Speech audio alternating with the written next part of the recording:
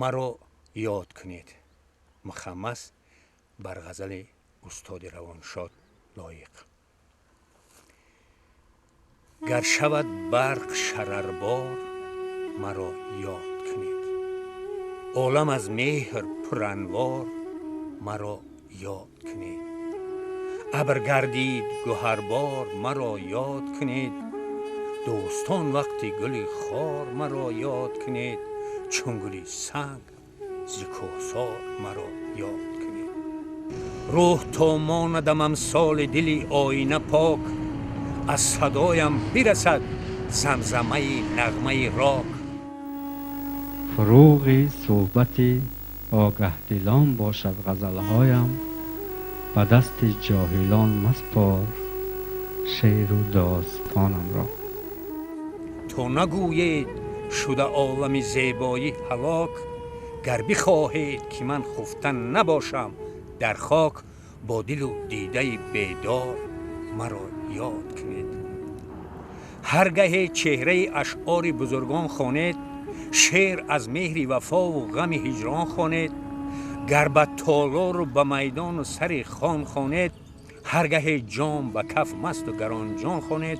شعر خیام و تکرار مرا یاد کنید.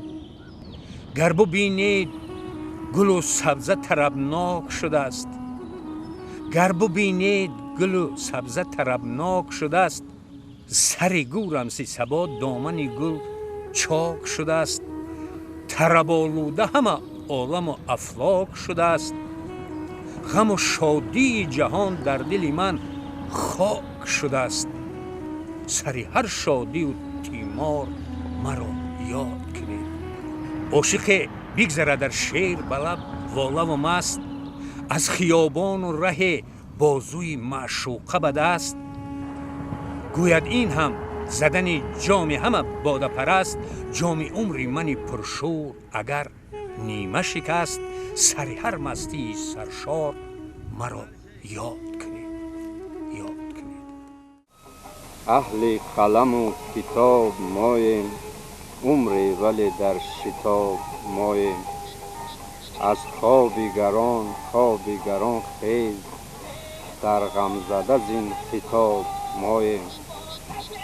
بیدار نموده قوم خود را، در خلوت خویش خواب ماییم. سرچشمه معرفت نماییم، اما زی ازل سراب ماییم. فرزانه کن انتخاب گوییم، شوراور انقلاب ماییم.